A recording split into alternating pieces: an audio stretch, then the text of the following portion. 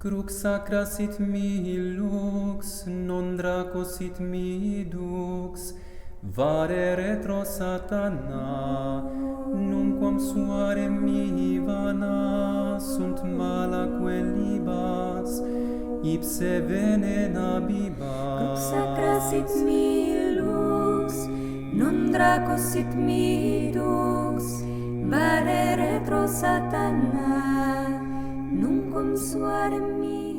Sancte Michael Arcangele. San Miguel Arcángel, defiéndenos en la batalla. Sé nuestro amparo contra las perversidades y acechanzas del demonio. Reprímale Dios, pedimos suplicantes. Y tú, príncipe de la milicia celestial, arroja al infierno con el divino poder a Satanás y a los otros espíritus malignos que andan dispersos por el mundo para la perdición de las almas. Amén. Ven Señor Jesús, Maranatha.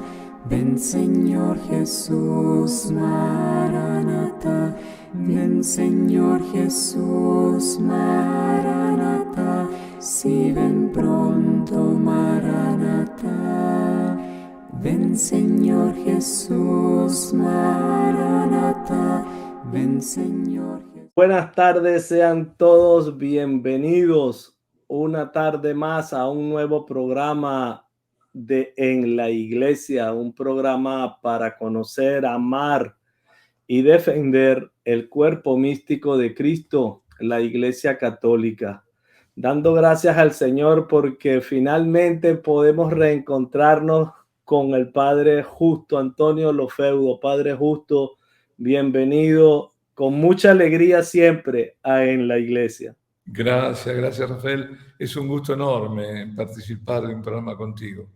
Gracias, Padre Justo. Pues hoy nos une un tema que por hace ya algún tiempo tenía yo mucho deseo y curiosidad de que hablásemos de él, y son las almas víctimas, porque en varias ocasiones usted a todos los que seguimos sus enseñanzas nos ha pedido que le apoyemos en oración por Giovanna.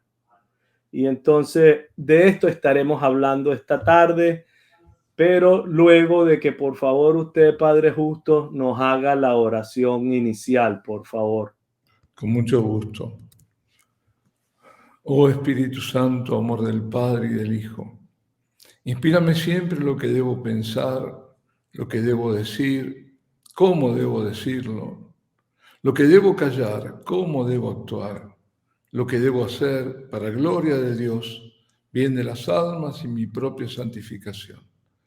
Espíritu Santo, dame agudeza para entender, capacidad para retener, método y facultad para aprender, sutileza para interpretar, gracia y eficacia para hablar. Dame acierto al empezar, dirección al progresar y perfección al acabar. Amén. Amén.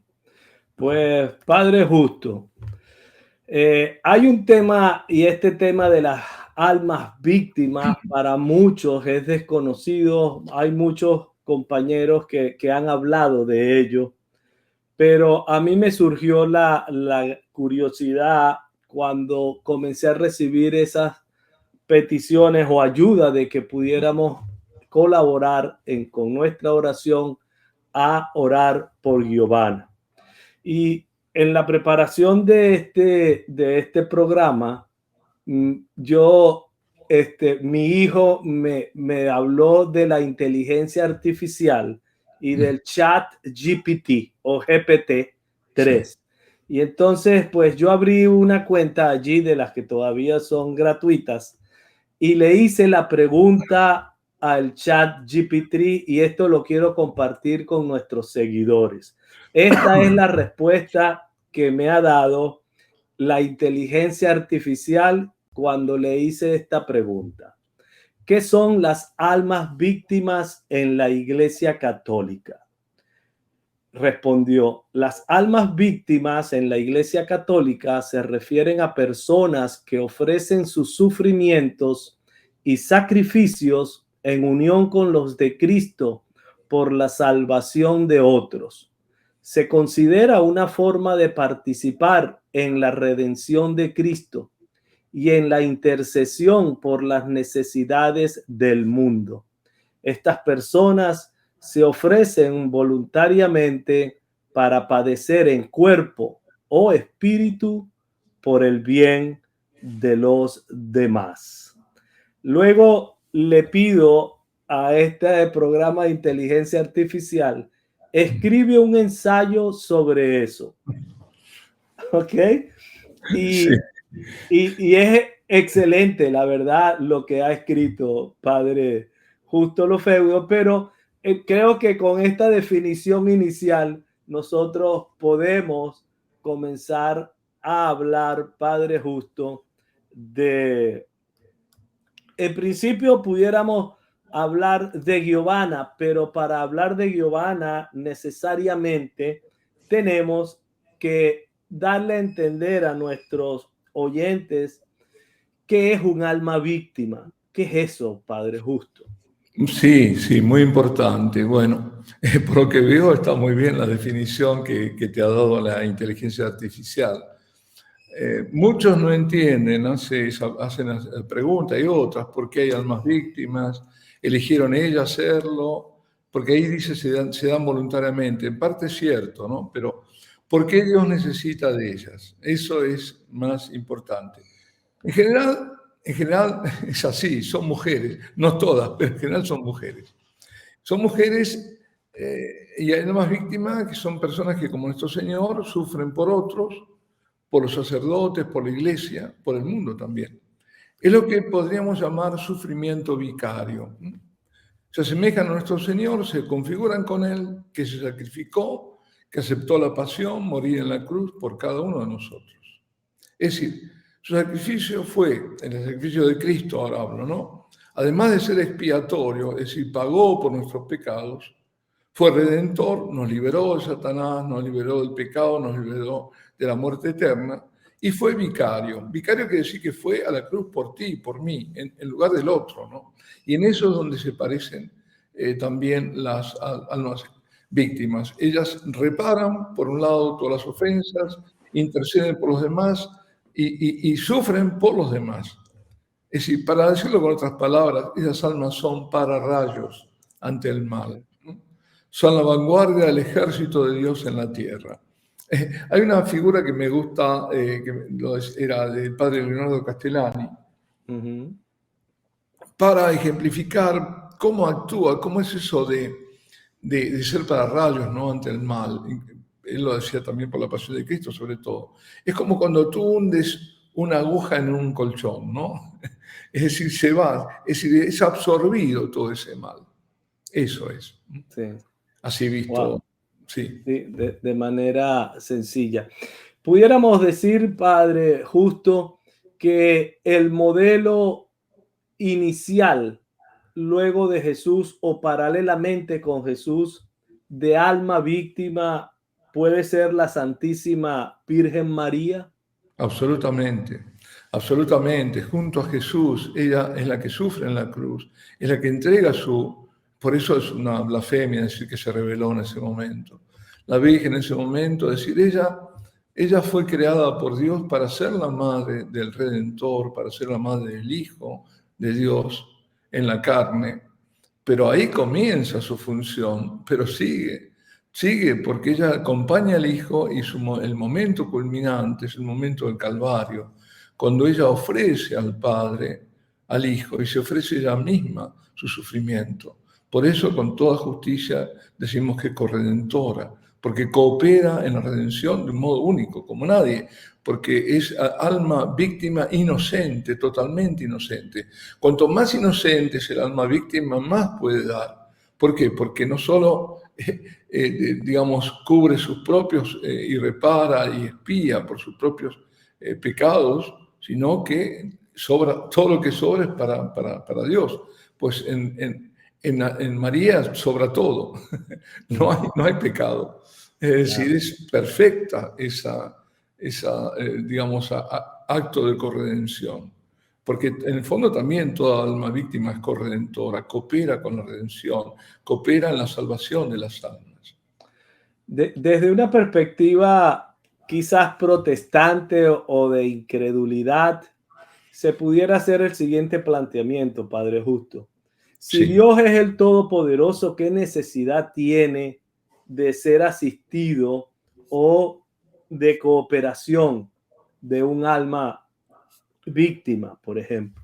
Bueno, el tema está en que la noción de alma víctima es escriturística. Si es protestante y se basa en que la sola escritura, tenemos como texto bíblico la carta de San Pablo a los Colosenses, el primer capítulo primero, versículo 24, creo, donde dice, me alegro, creo que dice, de mi padecimiento por vosotros, por ustedes, y completo en mi carne lo que le falta a los sufrimientos de Cristo, en beneficio de la iglesia, de su cuerpo, que es la iglesia. Completo en mi carne. Ahora, ¿qué entiende San Pablo por lo que le falta a los sufrimientos de Cristo? ¿Acaso la pasión de Cristo no fue suficiente para salvarnos? El Hijo de Dios, el absolutamente inocente, el totalmente santo. Por supuesto que nada le faltó, nada, y que su mérito es infinito. Fue el sacrificio de la humanidad del Hijo de Dios, que es el mismo Dios por el que hemos sido rescatados. Pero ha sido Él, ha sido nuestro Señor quien quiso que nos asociemos a su obra de salvación. Y por primera a su Madre. No solo por medio de nuestras oraciones nos asociamos. Por ejemplo, oraciones de intercesión. Estamos pidiendo por el bien espiritual, también material de otros, sino también con nuestros sufrimientos, cuando son a Él generosamente entregados.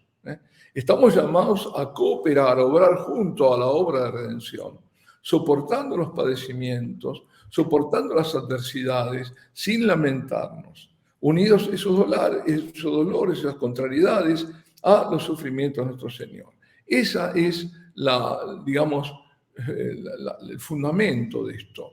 Y Juan Pablo II lo dice en Salvifici Doloris, cuando expresa que el hombre que sufre en la dimensión espiritual de la obra de la redención sirve como Cristo para la salvación de sus hermanos y hermanas. Ahí está. Ese padecimiento entonces es fecundo. En cambio, sufrir y quejarse, esto también es importante decirlo, encerrarse o cerrarse en el dolor es estéril. Claro. Yo sé que cuando uno sufre, lo tiene tanto para sí, no hay más cosa más propia que el propio sufrimiento, ¿no? Que la persona se cierra como la ostra. Pero por otro lado, grande es el valor del sufrimiento para Dios. Tanto que por eso Jesús, impulsado por el amor al Padre y a nosotros, aceptó padecer y morir en la cruz. Si no, la cruz tiene ese sentido. Por eso la cruz es luminosa, no oscura. Y ese sufrimiento, en el fondo, aunque sea padecimientos muy grandes, siempre va a ser en el fondo luminoso. Desde la cruz, el amor de Dios fluye hacia la humanidad pecadora, porque el Hijo devuelve el pecado del hombre que asumió en su carne y en su espíritu en el Getsemaní, cuando bebe todo ese amarguísimo cáliz de la pasión y se lo entrega al Padre como amor de oblación. Y el Padre lo vuelve como justificación. En ese padecimiento de Cristo es que se insertan estas almas víctimas. Y son a semejanza de nuestro Señor, almas que sufren sin culpa de parte de ellas, por el bien de la iglesia sobre todo, por el bien de otras almas, que si no se pierden, y se pierden en el infierno, y sufren muchísimo. Algunos sufren, muchísimo, otros sufren, pero todos sufren, ¿no? Y ese padecer, como decía antes, es vicario. Es decir, sufren en lugar de otros, sufren por otros. Sufren por la iglesia, sufren por los sacerdotes, sobre todo los sacerdotes que están en vías de perdición o que están en crisis de tipo moral, de tipo espiritual. Sufren en reparación por los que pecan gravemente y no reparan para que no se vayan al infierno. Sufren por todos nosotros. Y en estos tiempos sufren aún más que antes. ¿Por qué? Porque el mal es mayor. Porque la guerra espiritual está en el punto más alto y porque escaló en la misma iglesia hasta encumbrarse. Sí. Sí, porque de lo que se trata en el fondo es esa guerra espiritual entre el bien y el mal, entre el misterio de la encarnación, el Dios hecho hombre en Jesucristo, que hoy lo recordaríamos si no fuera, ¿no? Si no fuera la Semana Santa, porque hoy sería el día de la Anunciación y de la Encarnación. Y por un lado ese misterio, el misterio del bien, y del otro lado el misterio de la iniquidad, en el que está presente siempre, por supuesto, Satanás y todo el infierno. Ahora, Padre Justo, usted me habla de todo esto y a mí se me viene a hacer una correlación, primero con los mensajes, por ejemplo, de la Santísima Virgen en Fátima a los pastorcitos, que les pide que ofrezcan sufrimientos, que ofrezcan sacrificios, ¿ok? Y luego con lo que el Padre San Luis Griñón de Montfort nos plantea en el Tratado de la Verdadera Devoción.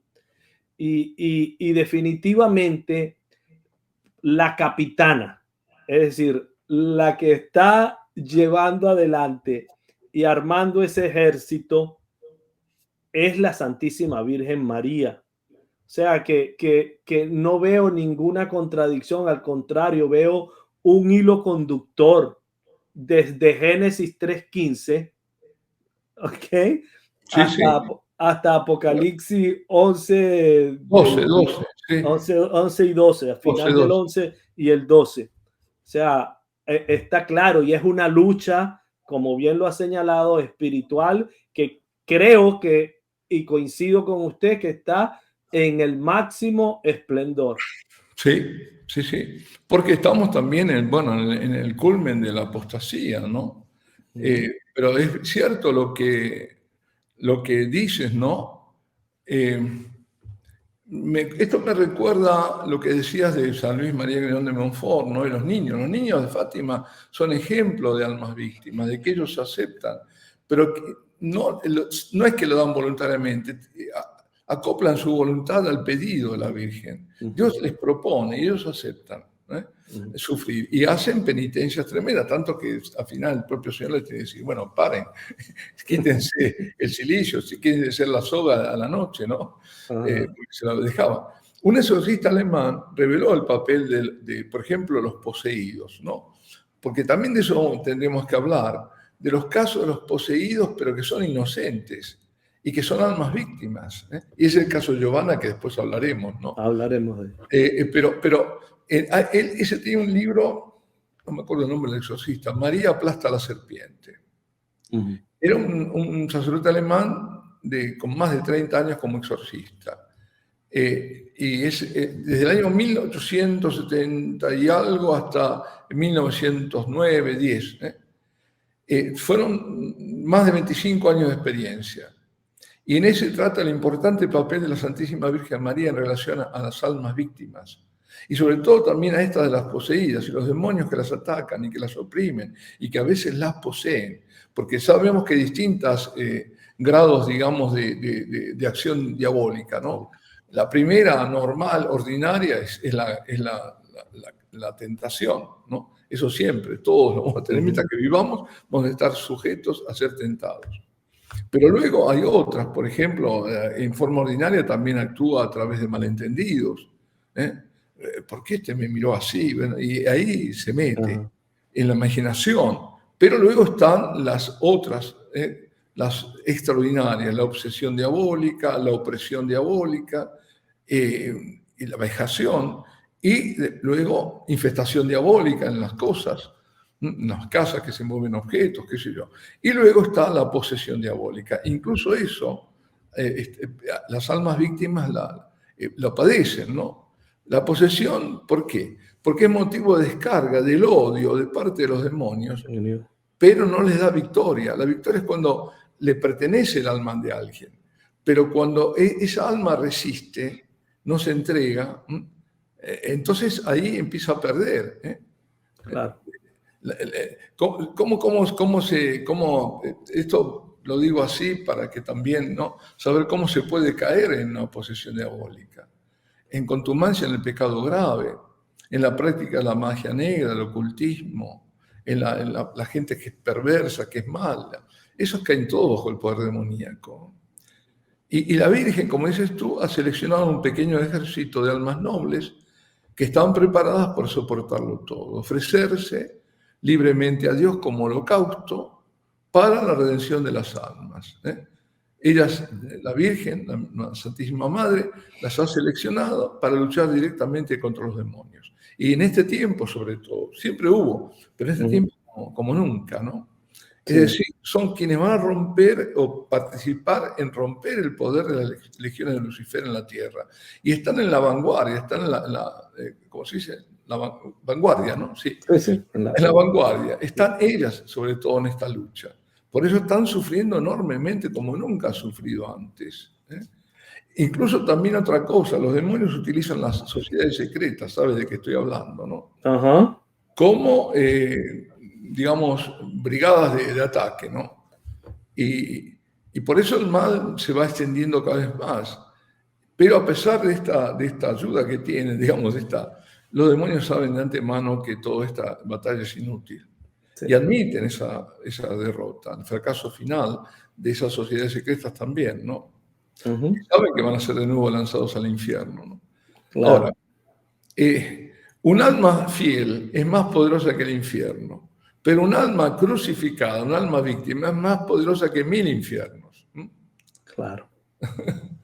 Padre Justo, vemos que las almas víctimas, unas son por petición de la Virgen, porque el Señor de alguna manera pone en sus corazones de que se ofrezcan.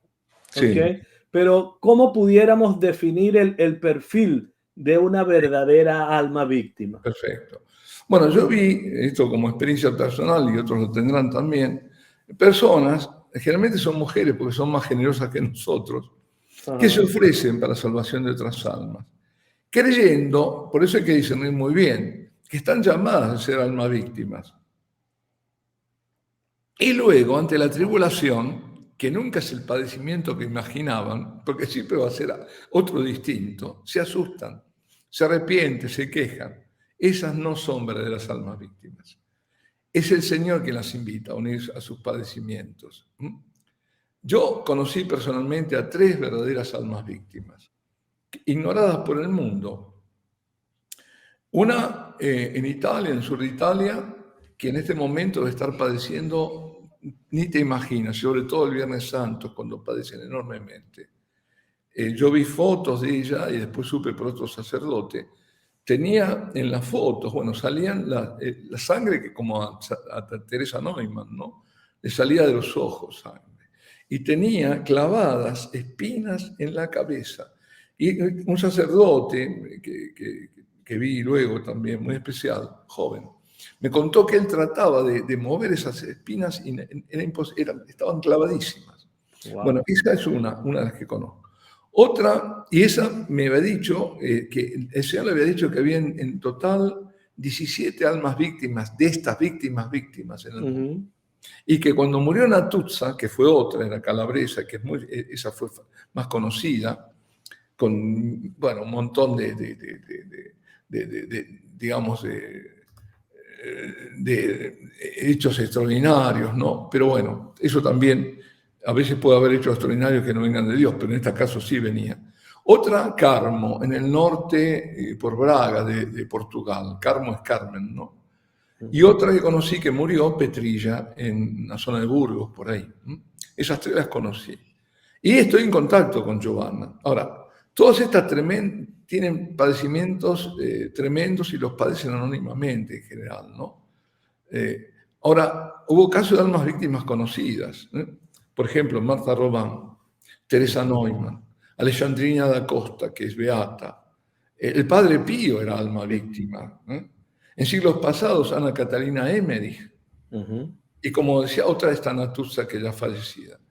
Alma víctima fue la mística española Sor Josefa Menéndez, monja española, ¿no? Pero que estuvo en Francia, en Poitiers. Y era confidente del Sagrado Corazón. Y murió el día que le había dicho al Señor, abismada en el sufrimiento.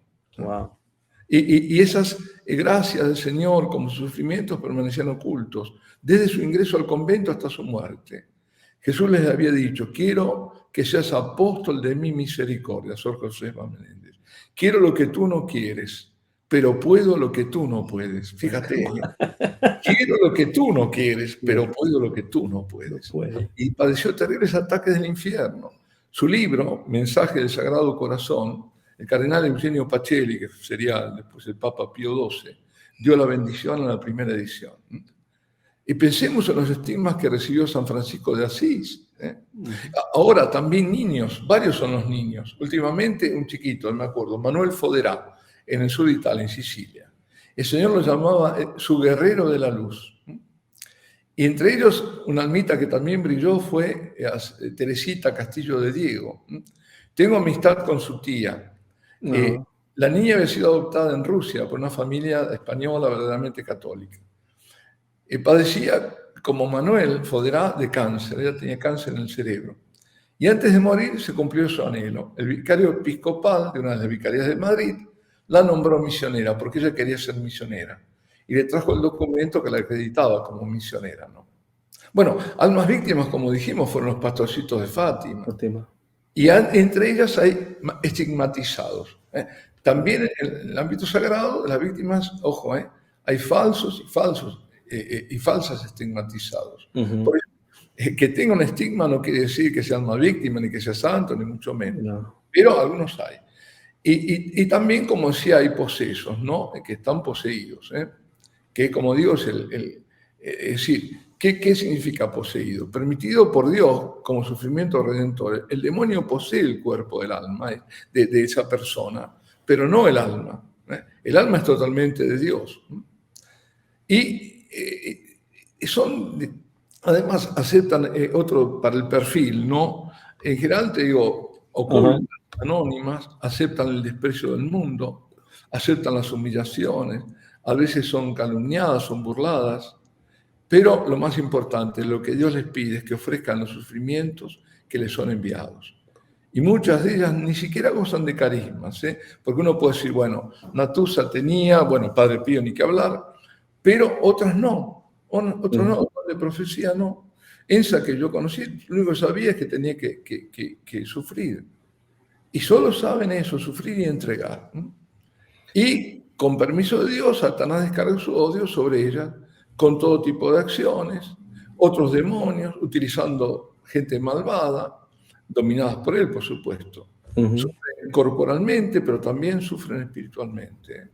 Experimentan amargura, tristeza, dolores, soledad y hasta la ausencia de Dios. Fíjate que cómo se configuran con Cristo, ¿no? Porque el Señor, cuando en el Getsemaní le pide al Padre, desde su voluntad humana, que no se haga su voluntad humana, sino la suya, la divina, que no quiere beber ese cáliz. ¿Cuál es el cáliz?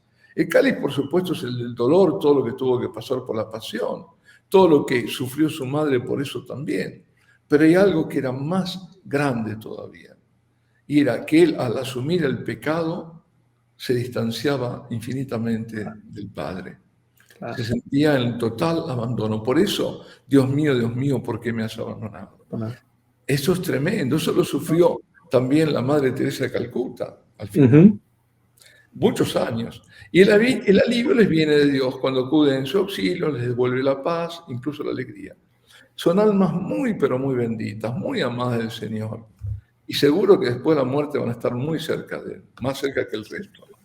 Sí, la Santa de Calcuta por 50 años padeció esa llamada por ella misma noche oscura, sí, de ausencia del Señor. Y no se notaba, o no lo hacía notar, no se atrapaba.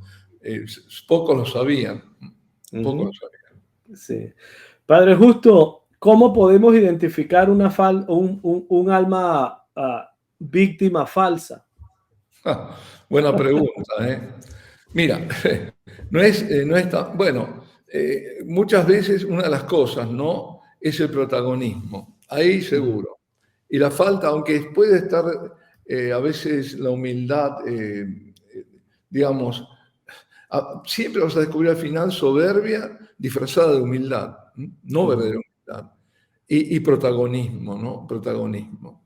Eso es una de las condiciones, porque tratan de hacerse notar y después el contenido de lo que digan, ¿no? Yo lo sé, te digo porque a veces pueden escribir cosas muy buenas, pero son plagios, ¿eh? Yo estoy pensando en una especialmente, que dice tener los estigmas y que escribe cosas por ahí fantásticas, pero siempre hay algo que está metido, porque el demonio siempre tiene que mostrarse, ¿no? Entonces hay, qué sé yo, puede plagiar a Josefa Menéndez, pero va a meter cosas suyas, ¿no? Entonces, ahí también los empiezas a descubrir, ¿no? La conducta que tienen, la vida que llevan, ¿no? Ahora, padre, Perdón, ahora mismo hubo un caso Ajá. de esta Gisela, ¿no? De ahí, en Italia, bueno. También descubrieron que era todo un fraude. Sí, perdón. Definitivamente estamos en un momento álgido de esta batalla espiritual, pero ¿cómo podemos definir en qué momento estamos? Es decir, estamos próximos a lo que se ha anunciado en Garabandal, el aviso, se está hablando mucho de esto. ¿En qué momento de esta lucha podemos ubicarnos, Padre Justo? Sí, mira, haces muy bien en comentar esto, porque estas personas hacen mucho tiempo que hacen mucho daño, dando fechas por empezar, que el aviso, que va a ser, hay que ahora, que esto, que viene, en este año. No. Primero, el aviso va a venir cuando haya realmente, no se pueda celebrar misa, so pena de muerte, vamos a estar en las super catacumbas. Eso no. Todavía falta. Yo creo que hay que mirar a la iglesia, ¿no? Y cuando uno mira a la iglesia, porque yo creo que todo comienza con la iglesia, hay que mirar sobre todo a lo que se está gestando. Estamos cerca del signo de la sinodalidad. Entonces, ahí eso puede ser un punto grande de ruptura, grande. Por lo que pueda salir de lo que parece que puede salir, lo que ya está, digamos, embrionariamente se está gestando, porque aparecieron cosas, porque el principio de sinodalidad es ir a consultar a las bases, digamos, y se confunde lo que es sensus fidelium con vox populi. Pero un vox populi tampoco no tan vox populi, porque son seleccionados. Es decir, para sacar lo que se quiere sacar, ¿no? Entonces, ahí hay que estar atento. A partir de eso sí, yo creo, ¿no? Estamos hablando de octubre, no que va a haber ahí pero a partir de ahí como que se pueden desencadenar hechos. Si este proceso sigue como está siguiendo, porque parece que hay una aceleración en todo esto. Entonces, eso hay que mirar, y también, claro, la situación del mundo, pero más que el tema de las guerras, que sí, cuándo va a invadir Rusia, cuándo va a salir, qué sé yo. Eso, bueno, sí, se sabe. Pero más que eso, yo diría también el grado de apostasía en el mundo y en la iglesia. Ahí está la clave. Ahí es donde está la clave. Y estaba mirando, no voy a hacer, bueno, por ahí hago un poco de propaganda. Hace muchos años escribí un libro que se llama María nos está llamando. Y ahora me lo hice traer porque pues, no lo tenía. No tengo los archivos, los files, no los tengo. Y déjeme preguntarle, ¿es posible conseguir ese libro? María nos está llamando. Mira, yo creo que es de Editorial Lumen de Argentina. En Amazon está, pero cuesta mucho, porque claro, como no hay ya, pero era Editorial Lumen, más no sé. Y hay una aparición, Crosía, la estaba leyendo justamente ayer, volviendo a recordar, que terminó mal, porque bueno, por lo menos eran dos videntes, un chico y una chica, y el chico desvió. Pero eso no quiere decir que no fue real al comienzo. Y decía algo así, no digo textualmente, que todo comenzará de las partes de mis hijos. Las madres de Oriente llorarán y ese llanto se unirá a las madres de Occidente. Un pueblo será aniquilado, ahí, pueblo palestino, será aniquilado. Ahí me llamó mucho la atención. Y eso de que el llanto de las madres de Oriente se unirá y todo empezará de parte de mi hijo. Así que el foco hay que mirar ahí también, ¿no? Pero mirar, pero no quedarse con mirar. Lo que hay que hacer es profundizar la conversión. Es estar en estado de hacer buenas confesiones, hacer una buena confesión general y rezar, oración, oración, oración, sacrificio, penitencia, estamos en esto. Estos son las almas víctimas, nosotros tenemos nuestra parte también, ¿no? Claro. Podemos tenerla, ¿no? ¿Cuántas cosas nos pasan y contrariedades nos quejamos? No te quejes, Señor, te lo ofrezco, punto. Entonces sí que va a tener sentido todo, ¿no? Y hay algo, Padre Justo, que yo le reconozco y lo quiero hacer públicamente, es que usted ha hecho público y se ha propuesto que se haga reparación, que es muy necesaria la reparación, especialmente cuando se va en adoración al Santísimo. Exacto. Que no es solamente pedir por mis necesidades o quedarte allí a que el Señor te impregne de todas las bondades. No, es reparar por nuestros propios pecados y por los pecados del mundo entero. Exacto. Y eso creo que aprovechemos este tiempo para que usted pueda nuevamente, sé que lo hace constantemente, pero llámenos, denos el mensaje, Padre Justo. Sí, el mensaje es esto, Rafael. Nosotros, bueno, adoramos a Dios porque es Dios. Y es nuestro acto de reconocimiento, de fe, de amor hacia Él. Pero además, como lo amamos y como tenemos fe en Él y como sabemos que nosotros contamos para Él, que Él es todo y yo soy nada, pero Él, ese todo, se hizo nada por mí. Se hizo nada por mí. Entonces, yo sé que lo que le pido delante del Santísimo tiene efecto, pero Él me pide a mí. Y Él me pide, me dice, sí, muy bien, intercede por todos, porque yo quiero eso. Aunque yo sé todas las necesidades, pero quiero que tú me las digas, que salgan de tu corazón. Y intercede por ti mismo, pide por ti, pide por los demás. Pero también el Señor espera que yo lo bendiga, que yo tengo, que tiene que salir de mi corazón la bendición, la alabanza. Pero hay una cosa que no debo olvidar, y es eso que lo pidió además bien claramente, y no solo, pero bien claramente en Fátima, la Virgen, ¿no? La penitencia. Recordemos además lo que se dio a conocer del tercer secreto, la tercera parte del secreto de Fátima, cuando aparece la Virgen detiene un gran castigo, lo detiene, y se escucha la voz del ángel, penitencia, penitencia, penitencia. Sí.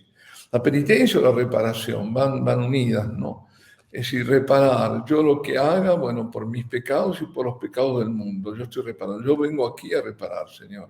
Y quiero que esta adoración tú la tengas como una oración de reparación. De acuerdo también a lo que les enseñó el ángel a los niños, ¿no? Les enseñó a interceder y reparar. ¿Por qué? Porque la justicia de Dios exige, la justicia de Dios exige reparación. Él es absolutamente, infinitamente santo. Y el mínimo pecado lo ofenden. Bueno, ahora estamos en el diluvio, la apostasía, estamos en el pecado, bueno, ni que hablar, ¿no? Todos los días nos enteramos de algo nuevo. Y lo peor dentro de la iglesia, y que lo justifican además, lo justifican. Hacen actos que son blasfemos, heréticos, de todo, ¿no? Y después vienen y lo justifican. Un obispo que bendice el nombre, estaban los musulmanes y que yo, entonces en el nombre del Padre y del Espíritu Santo, se comió al Hijo. ¿Te das cuenta? Sí, sí, y después lo justifican. Y otro hace otra cosa y viene y encima lo justifica. Porque si al menos digo, bueno, yo pido perdón, pero no, lo justifican. Oígame, Padre Justo, no solamente lo justifican, lo premian, como al obispo Aguiar de Portugal, que dijo claramente, nosotros no queremos llevar a los jóvenes a Cristo, pues te nombro cardenal. Sí, sí, sí. Después hablamos. Después hablamos. Bueno, bueno, pero sí, exacto. Es decir, todo eso está ocurriendo. Entonces, exige reparación por los que no reparan. Acuérdate, eso, por otro lado, la misericordia de Dios, también que es infinita, exige ¿qué? Intercesión. Por eso, si nos fijamos, por ejemplo, cuando les enseña a los niños, están postrados, están de rodillas ante la presencia del Santísimo, como nos se los presenta el ángel de Portugal, les enseña a aquellos: Santísima Trinidad, os adoro profundamente, os ofrezco el preciosísimo cuerpo, sangre, alma y divinidad, es decir, la Eucaristía. En reparación, os ofrezco la Eucaristía. Yo puedo decir delante Santísimo: Santísima Trinidad, os ofrezco, os amo profundamente, os ofrezco al Santísimo Sacramento que está aquí expuesto y a la Eucaristía que está presente y presente en todos los sagrarios de la tierra, en reparación por todos los sacrilegios, ultrajes e indiferencias. Fíjate la indiferencia, cuánta indiferencia hay en cómo se trata la Eucaristía, peor que indiferencia, pero mínimo indiferencia lo hay. Ya eso es una ofensa. Si yo trato como sacerdote, ¿no?, en la celebración, descuidado, yo estoy ofendiendo a Dios, cuanto mucho más con las payasadas que se hacen, ¿no? Entonces, fíjate, eso, sacrilegios, ultrajes y diferencias. Y por los infinitos, esa es la parte de reparación. Y luego, por los infinitos méritos del Sacratísimo Corazón de Jesús y Corazón de Inmaculada de María, os ruego, intercedo, por la conversión de los pobres pecadores. ¿De cuáles pobres pecadores? De los que están ofendiendo gravemente a Dios, que se van al infierno. Entonces, es una necesidad. Por eso hubo esa inspiración de la corona de reparación, que se basa en lo que pidió la Iglesia, que es en Fátima. Esa. A veces dicen rosario de reparación o penitencial. Bueno, ¿cuál es? Bueno, un rosario que puede ser penitencial es que yo arrodillado me rezo todo el rosario con los brazos abiertos, ¿no? Bueno, es eso. Me cuesta, me duele y todo eso lo estoy haciendo. Son cosas simples, pero estamos ante esto, ante la gran apostasía, ante las aberrantes herejías, haber logrado, por ejemplo, que la abominación del aborto pase de ser delito a derecho y ahora derecho constitucional. Increíble. O atacar a los niños pervirtiéndolo. Esto es lo peor, lo más grave de todo, es la perversión que se están haciendo a los niños, enseñándolos a masturbarse y todas estas cosas. Eso incluso podríamos decir que es peor que el aborto. ¿Por qué? Porque no mata a los cuerpos, sino a las almas. Es decir, estamos yendo hacia el gobierno del anticristo. Y lo tienen casi todo. Entonces necesita nuestro Señor, para decirlo de alguna forma, nos está pidiendo más bien esa colaboración. Cuando en la iglesia le atacan los dogmas, a la moral, al culto, Jesucristo es uno más, uno que tuvo necesidad de conversión, porque parece que en el Chosen, ese famoso, una parte, un poco, digo, no, esto es un horror. Y parece que lo ven mucho, ¿no? Oh, sí. Parece que es uno que fracasa, es que San Mateo le está diciendo lo que tiene que... No, es un horror. Yo no puedo pensar cómo se puede ver una cosa así. No, y el teólogo que nos dice que la mujer cananea le dobló el orgullo de alguna manera al Señor para convertirlo. Oh, sí. No, son todas... Y el otro que dice, cuando el Señor Jesús le dice a Lázaro, sal, no es que otra cosa, sino que salga del closet. Bueno, son blasfemias fenomenales, son herejías increíbles. Y fíjate cómo Dios no va a actuar. El enemigo lo sabe, lo está acicateando para que actúe, ¿no? Ahora, hubo otra película blasfema, no sé si la habrás visto, Nativity. Nativity salió en el 2007, sí, creo que fue el 2007, y fue patrocinada y ponderada como historia verdadera por 3 dicasterios, Cor Unum Comunicaciones y Cultura. Y tuvo preestreno en el Vaticano y aprovecharon el momento que el Papa Benedicto estaba con todo el problema de Turquía después de Ratisbona, ¿no? Entonces, y ahí la muestra una mujer como cualquier otra. Ahora sí, o peor. Entonces, si María es una mujer como cualquier otra, Jesús es un hombre importante, pero no es Dios. Sí. Es decir, cuando tú atacas a María, siempre vas a atacar a Cristo. Claro. Por eso la mariología está unida a la cristología. Sí. Todas las religiones son queridas por Dios, ¿viste? Son expresiones de... Claro. Sí. ¿Qué sentido tiene el sacrificio de Cristo? ¿Qué sentido tiene el haber instituido la encarnación? ¿A qué vino? Entonces, el capítulo 6 de San Juan, que no me canso de citar, que si no comes su cuerpo y no bebes su sangre, no el discurso eucarístico. Sí. Ajá. Sí.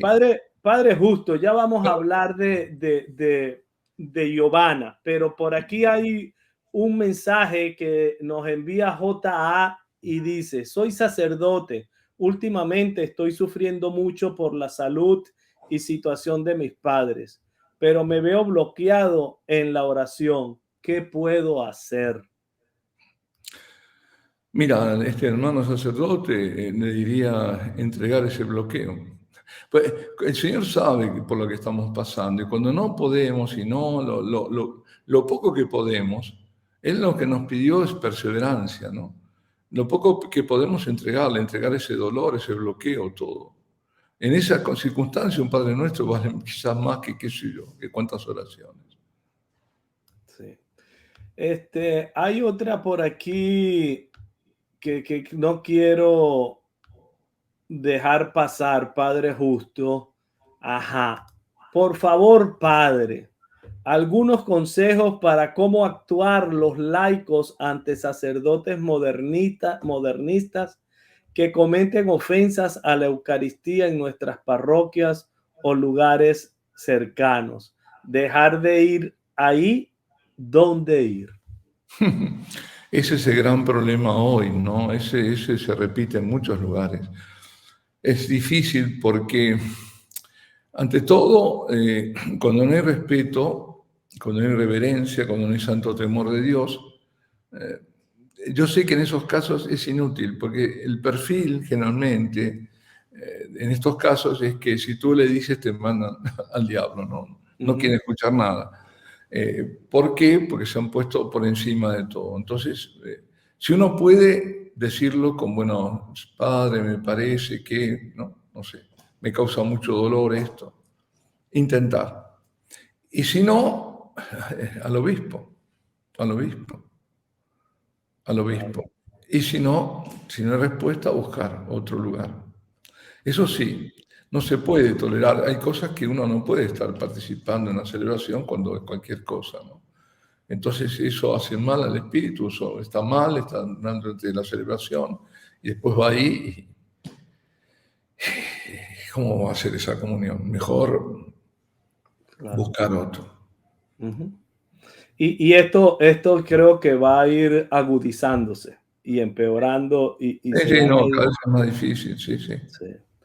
Padre Justo, vamos a hablar de Giovanna, porque definitivamente son muchos los que hemos respondido a ese llamado al cual usted respondió y lo compartió, que es orar por Giovanna. Pero, ¿qué sabemos de Giovanna, Padre Justo? Bueno, os voy a comentar lo que escribió el más famoso exorcista, el padre Gabriel Amos, que murió hace no mucho, ¿no? Que era exorcista de la diócesis de Roma. Él escribió una carta al Eco de Medjugorje. El Eco de Medjugorje, un órgano, estaba el padre Don Angelo, lo hizo, salía mensualmente, para pedir por Giovanna. Y algunas cosas tengo aquí. Dice así el padre: obispos y exorcistas lo han calificado como el caso más impactante de posesión diabólica jamás conocido. Lo está diciendo el padre Gabriel Amos. Sin embargo, se trata de una persona particularmente agradable a Dios y que lleva a cabo una misión muy especial. dotada de dones extraordinarios desde una edad muy temprana. Fue afectada desde el vientre de su madre. ¿En qué sentido se ve afectada? A través de toda una serie de males obrados por una mujer perversa. No tuvo ni infancia ni juventud. A los 13 años, un jueves santo, Giovanna se sintió crucificada. 12 sacerdotes excomulgados habían celebrado una misa negra contra ella. Se sucedieron enfermedades inexplicables y fenómenos extraños, sin tregua. Se vieron demonios en forma de serpientes que entraban en su boca y descendían hasta su estómago, causándole un dolor insoportable. Durante 15 años Giovanna no pudo comer ni beber, lo vomitaba todo. Peor aún, los demonios le transmitían su desesperación o la hacían sentir envuelta en llamas infernales. A menudo intentaron matarla, pero el Señor lo impidió. Un día un obispo, al exorcizarla en 1985, obligó al demonio a decir quién era Giovanna y le dijo: es una víctima por los sacerdotes, es una mártir en nuestra desesperación, por eso nuestra venganza contra ella no tiene tregua. Hablamos, decía, de esto en esta columna, decía el padre, que era el eco de Medjugorje, del padre Amors, con un propósito específico. Muchas veces la Virgen nos ha pedido que recemos por la liberación de Giovanna, la Virgen pide. Wow. Ha dicho que el Señor quiere liberarla, pero que debe ser fruto de muchas oraciones. Y ha prometido proteger de manera muy especial a quienes recen con este fin. De nuevo, ven aquí cómo se ve una corredentora, una Giovanna que es alma víctima, pero que Dios quiere que otros nos unamos a ella. ¿Cómo? Con nuestras oraciones. A nosotros nos pide sufrimiento, pero sí estar unidos a Giovanna en nuestras oraciones para que sea liberada. Los monasterios de clausura se interesaron especialmente con la petición de rezar el rosario completo ante el Santísimo. Dice el padre: nosotros, criaturas humanas, nos gustaría ver resultados inmediatamente y nos cansamos pronto. Es una dificultad que también puede afectar a las monjas de clausura, al menos en parte. ¿Por qué? Porque empezaron así y después dejaron, ¿no? Hay que encontrar una nueva ayuda. Pensé, dice él, ¿por qué no interesar a los lectores de Eco de Medjugorje? Os aseguro que Giovanna, que en sus momentos habla con una voz muy dulce, sigue muy de cerca los acontecimientos de Medjugorje. Y todo el mundo de Medjugorje es especialmente sensible a las peticiones de la Virgen. Esta es una petición precisa. Por ello, invitamos a todos a colaborar en la liberación de Giovanna, especialmente con el rezo del rosario. Desde ahora les comunico el agradecimiento de Giovanna y sus seres queridos. Bien. Después hay otro padre, el padre Ernesto Tomé, un misionero en África, ¿no?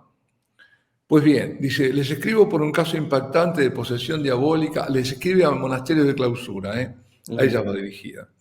Y le dice, les escribo por un caso impactante de posesión diabólica que el Señor ha puesto en mi camino y que considero una de las mayores gracias de mi vida.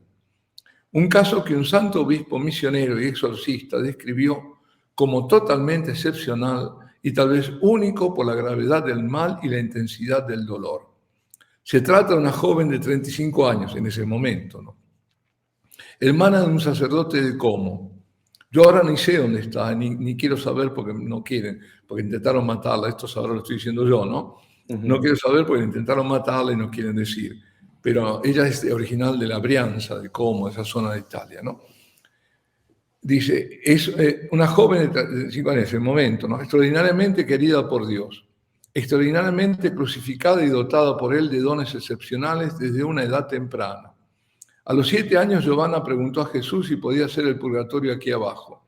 Y pronto fue escuchada, pues Dios le concedió experimentar las penas del purgatorio a esa edad de manera impresionante. Pero el purgatorio de Giovanna había comenzado incluso antes de nacer.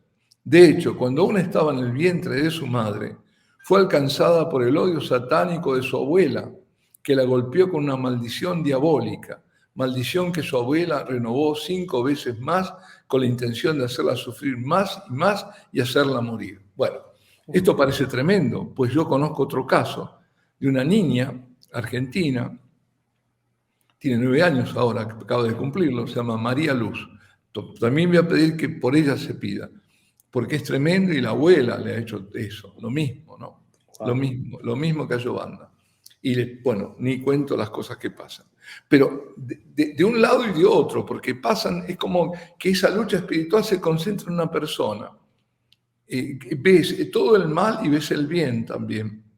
Esa niña, lo comento ahora, tuvo leucemia fulminante.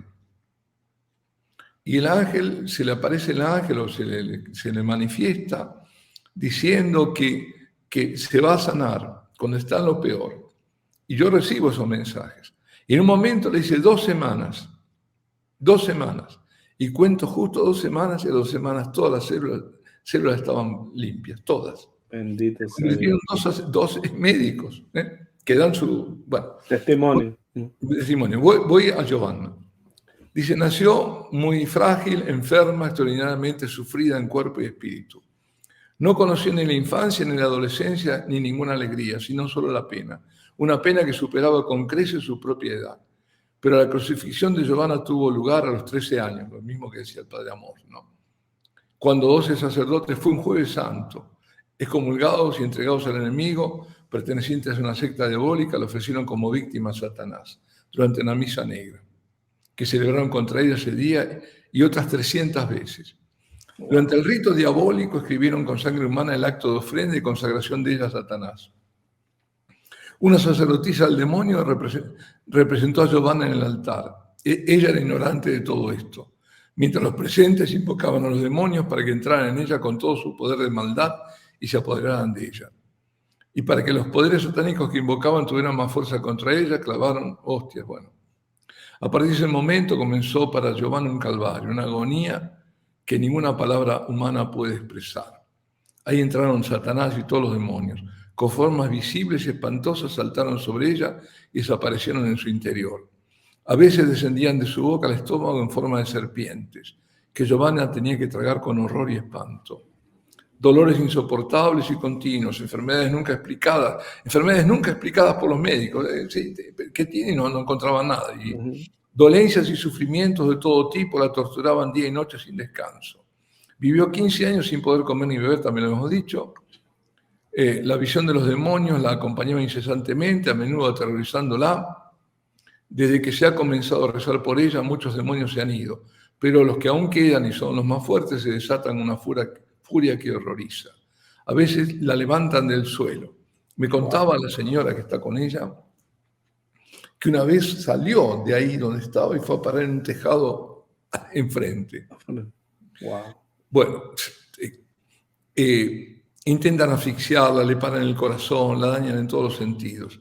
Más que los males físicos, los dolores que más le han atormentado a Giovanna han sido los del espíritu, entre ellos el más tremendo, una desesperación que recuerda a los condenados, a los demonios. A veces los demonios le comunican, a menudo dice, su desesperación. Entonces es un verdadero tormento verla, se revuelca en el suelo, se desgarra el pelo, lanza su cabeza contra las paredes o los cristales, se desgarra la carne con sangre mientras suplica desesperadamente la muerte. Durante un exorcismo en el que también participé con 5 de mis hermanos, sacerdotes y un obispo misionero, Lucifer dijo, pocos en el mundo podrían soportar tanto dolor. Se necesitaría la mitad para matar a alguien, a cualquiera. Tú no lo sabes, pero ella lleva el infierno dentro y yo le impido expresarlo porque no quiero que la ayude. Disfruto matándola sin dejarla morir. Wow. En ese momento el obispo que presidía el exorcismo ordenó a Lucifer que dijera en nombre de Dios quién era Giovanna. Con espuma en la boca y furia en los ojos respondió, es una hostia, un holocausto, una víctima para los sacerdotes, una mártir, una santa. Ella es nuestra desesperación. Con su dolor nos arrebató 1900 sacerdotes. Por eso nuestra venganza contra ella no tiene tregua.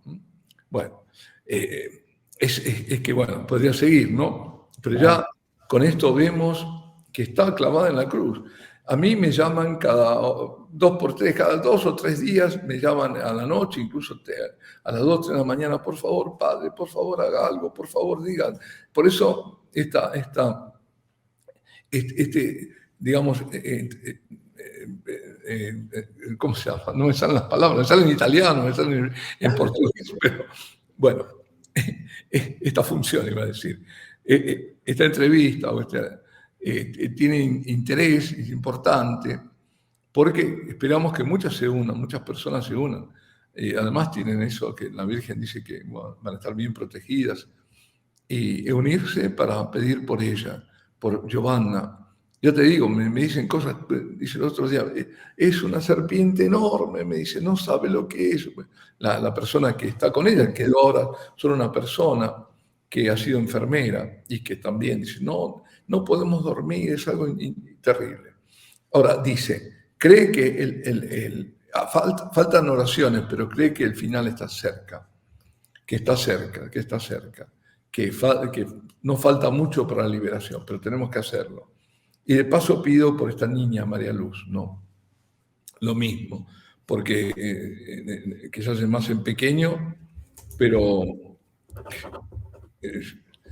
está ahí, ¿no? Está ahí.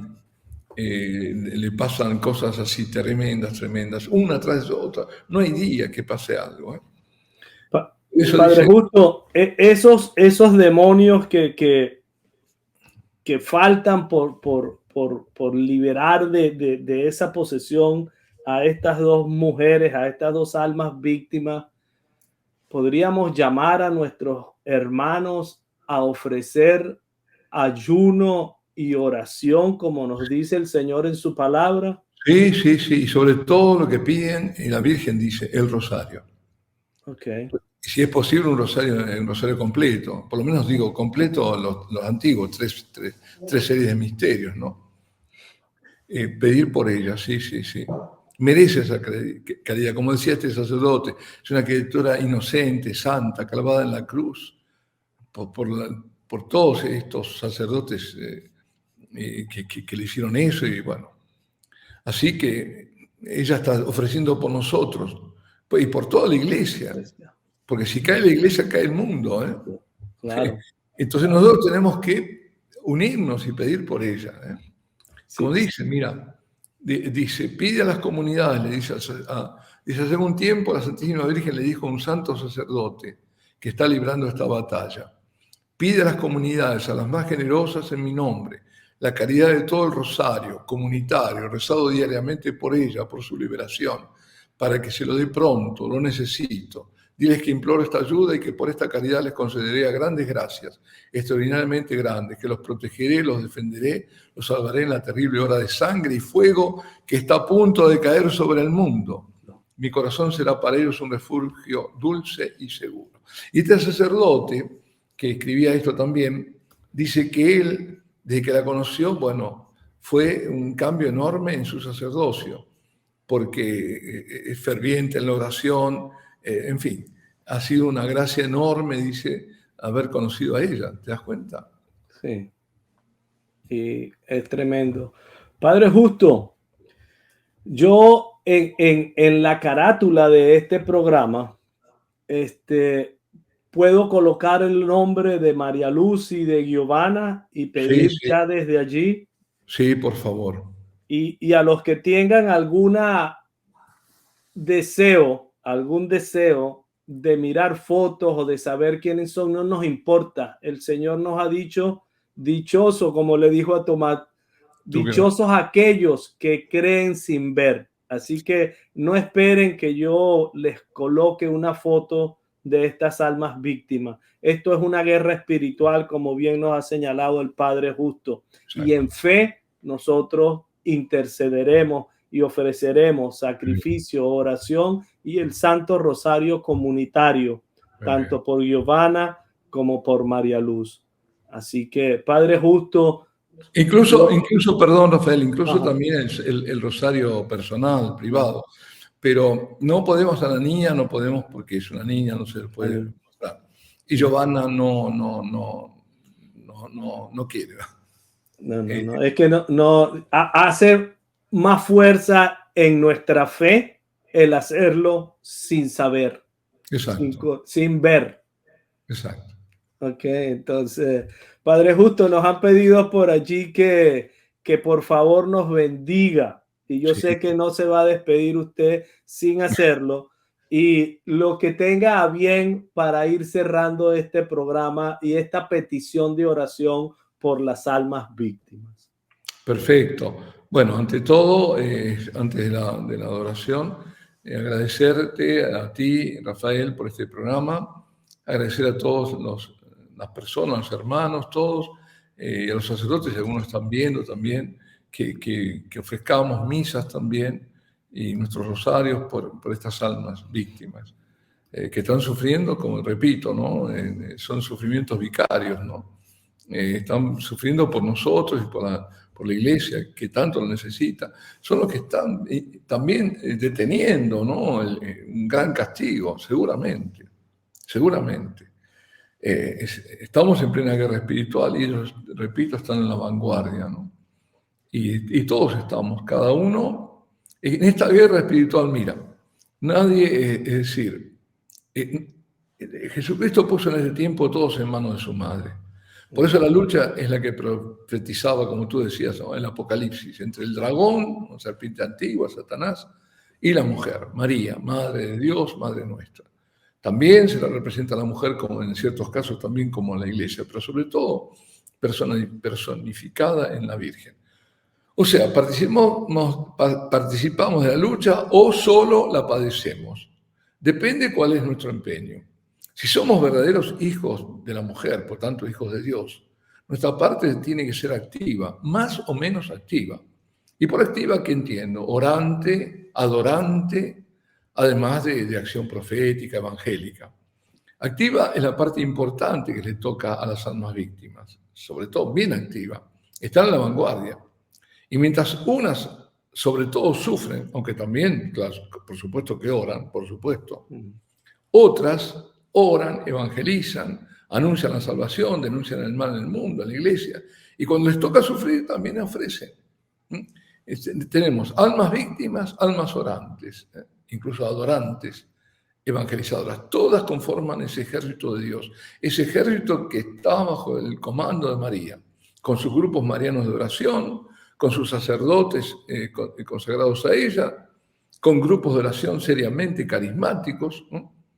Yo fui carismático, y hay grupos magníficos carismáticos, y almas víctimas, ¿no? Esta es la lucha y estamos todos comprometidos. Hagámoslo activos, seamos activos y no pasivos, ¿eh? Porque de todos modos nos toca todo, ¿eh? Todos, de acuerdo a lo que hagamos o no hagamos, lo vamos a padecer. Y ahora sí, invoco a María Santísima y junto a ella a San José, terror de los demonios. Y a todos os bendigo en el nombre del Padre, y del Hijo, y del Espíritu Santo. Amén. Amén. Padre justo, el Señor lo guarde y le conceda todas las virtudes para que alcance su santidad. Gracias por ser una guía, un faro en esta temporada de tormenta, en una iglesia tan agitada por las olas del mar, del mal. Así que gracias, Padre justo, gracias. Y siga haciendo lo que hace, que nos llena nuestra alma, nos guía, y públicamente creo que expreso el reconocimiento de todos los que lo seguimos. Dios le guarde. Gracias. Y a todos ustedes, mis hermanos, la paz, el amor y la gracia de ese Cristo que está padeciendo en estos días, pero que resucitará para devolvernos a nosotros la entrada a la Jerusalén celestial. Hasta una próxima oportunidad. Esto ha sido En la Iglesia, un programa para conocer, amar y defender el cuerpo místico de Cristo, la Iglesia Católica. Padre justo, Dios lo guarde. Gracias a ti también. Gracias, muchas bendiciones a todos nuevamente. Señor, ¿a quién iremos si tú eres nuestra vida? Señor, ¿a quién iremos si tú eres nuestra vida? Señor, ¿a quién iremos si tú eres nuestro amor? Si tú eres nuestro amor.